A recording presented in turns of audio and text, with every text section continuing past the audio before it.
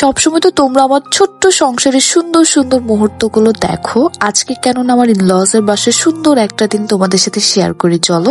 আসসালামু আলাইকুম সবাইকে। আই হোপ সবাই অনেক অনেক ভালো আছো। মনে হচ্ছে আমি কত শত বছর পরে একটা ডেইলি ভ্লগ আপলোড দিচ্ছি। কয়েকদিন আমি ইনলজ এর বাসায় ছিলাম, দেন ওখান থেকে আসার পর একটু সিক হয়ে পড়ি, যার কারণে আমি পেজে একদমই অ্যাক্টিভ ছিলাম না, কোনো ব্লগ ওরকম আপলোড করতে পারিনি। আর এই সময়ের মধ্যে তোমরা আমাকে কে কে মিস করেছো আমাকে অবশ্যই কমেন্ট করে জানাতে ভুলবে না। ঘুম থেকে ওঠার পরে আমি একটু বেলকনিতে বসেছিলাম কিছুক্ষণ, খুব সুন্দর একটা ঠান্ডা বাতাস ছিল। এরপরে আমি আমার মর্নিং ড্রিঙ্কসটা খাবো। আমি মাঝে মাঝে লেবু পানিও খাই, আবার মাঝে মাঝে এটাও খাই। এটা হচ্ছে নন ক্যালোরিক ন্যাচারাল গ্রিন কফি। এটা না একদম গ্রিন টি এর মতো খেতে। হালকা কুসুম গরম পানিতে 1 চামচের মতো পাউডারটা নিয়ে মিক্স করে দেন, এটা খেয়ে নিব। এটা খাবারের কিছুক্ষণ আগে খেতে হবে, একবার সকালে একবার রাতে। যারা ওয়েট লস করতে চাও তারা এটা ট্রাই করে দেখতে পারো। এন্ড এটার সাথে অবশ্যই তোমাকে একটা ডায়েট চার্ট মেনটেন করতে হবে, তখন এটা ভালো কাজে দিবে। আর এখন যেহেতু আমি লজ এর বাসায় আসছি, প্রত্যেক দিনই কোনো না কোনো দাওয়াত থাকে, প্রচুর খাওয়া দাওয়া হচ্ছে, তাই আমি এটা এখন রেগুলার খাচ্ছি যাতে সবকিছু ব্যালেন্স থাকে। তোমরা এই গ্রিন কফিটা পেয়ে যাবা নন ক্যালোরিক ন্যাচারাল ফেসবুক পেজে। আমি আমার ক্যাপশনে পেজ নেমটা ট্যাগ করে দিব, অথবা স্ক্রিনে একটা হোয়াটসঅ্যাপ নাম্বার থাকবে, তোমরা চাইলে সেই নাম্বারেও কন্ট্যাক্ট করতে পারো। এরপর সবাই মিলে এখন একসঙ্গে ব্রেকফাস্ট করব। আজকে আমরা প্ল্যান করেছিলাম ড্রয়িং রুমের ফ্লোরে বসে সবাই একসঙ্গে ব্রেকফাস্টটা করবো। আর আমরা এখানে আসার পর থেকে কখনো 12টার আগে ব্রেকফাস্টই করতে পারিনি, এত বেশি অলস হয়ে গিয়েছি। আর কারো তো তারও ছিল না যে ঘুম থেকে উঠে ব্রেকফাস্ট করতে হবে। এখানে সবাই খুবই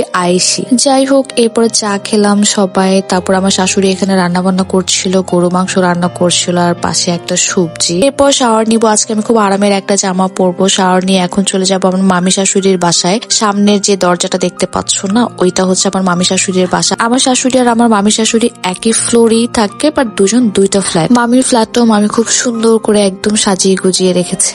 ইনলজ এর বাসায় আসার পরে মামির সাথে দেখা হয়নি, তাই এখন মামির সাথে দেখা করতে আসলাম। আর আসার পরে মামি আমাদেরকে চা বানিয়ে খাইয়েছে। এরপর আমরা অনেকক্ষণ আড্ডা দিলাম, তারপর আবার বাসায় চলে আসলাম। আজকে আমার শাশুড়ি অনেক কিছু রান্না বান্না করেছে, গরুর মাংস, মুরগির মাংস, সবজি, মাছের ডিম। মাছের ডিম আমার অনেক পছন্দ। তারপর এখানে পাবদা মাছ ছিল। এরপরে সবাই একসঙ্গে লাঞ্চ করলাম, তারপরে একটু ছাদে উঠলাম। আজকে আমি যে জামাটা পরেছি এটা আমাকে একটা পেজ থেকে পিআর পাঠানো হয়। জামাটা পরতে এত বেশি আরাম ছিল, আমি এখানে যতদিন ছিলাম বেশিরভাগ সময় না আমি এই ড্রেসটাই পরেছি। এরপর রাতে আমি একটু সুন্দর করে রেডি হয়ে গেলাম, কারণ আজকে আমরা সবাই মিলে যাব আমার ননদের বাসায়। আর এখানে এসে তো দেখি যে অনেকগুলো নাস্তার আইটেম করা হয়েছে, আর প্রত্যেকটা আইটেমে আমার খুবই পছন্দ। আর সবকিছুর পরে আসলে 1 কাপ চা না হলেই না। তোমরা হয়তো অনেকে মনে করো আমার ভিডিও দেখে যে আমি অনেক বেশি চা খাই, বাট আমার ইনলজরা সবাইও কিন্তু অনেক বেশি চা খায়। এরপর আমার ননদের নতুন ফ্ল্যাটের কাজ চলতেছে, সেটা আমরা সবাই মিলে দেখতে আসছে। বাসাটা খুব সুন্দর, একদম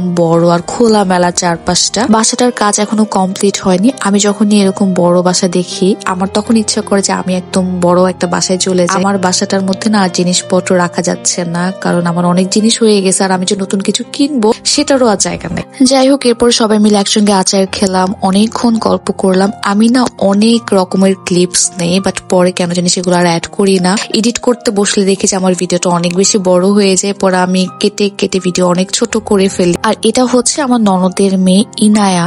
এরপর আমরা ওখান থেকে আবার বাসায় চলে আসি। আমি আরো অনেক কিছু রেকর্ড করেছিলাম, বাট এখানে আমি অনেক কিছু ডিলিটও করে দিয়েছি, কারণ আমার ফোনে স্টোরেজের একটা প্রবলেম আছে, সবকিছু রাখাও যায় না। আর আমার বড় ভিডিও এডিট করতেও বিরক্ত লাগে, আমি এই জন্য যত পারি ভিডিওটা একদম ছোট করে ফেলা ট্রাই করি। এরপর ওখান থেকে এসে দেখি যে ফুয়াদ মানে আমার দেবর, ও খুব সুন্দর করে গিটার বাজাচ্ছিল, গান গাইতেছিল। পর আমি বললাম যে তোমরা ড্রয়িং রুমে চলে আসো, আমি তোমাদের কিছু ক্লিপস নেই। ফুয়াদ কিন্তু খুব সুন্দর গিটার বাজাতে পারে, আমি আবার এসব পারি না। আমি জাস্ট এখানে গিটারটা নিয়ে একটু ঢং করতেছিলাম। সো আমার আজকের ব্লগটা এ পর্যন্তই। সবাই ভালো থাকবে, সুস্থ থাকবে, দেখা হবে নেক্সট কোনো ভিডিওতে। আল্লাহ হাফিজ।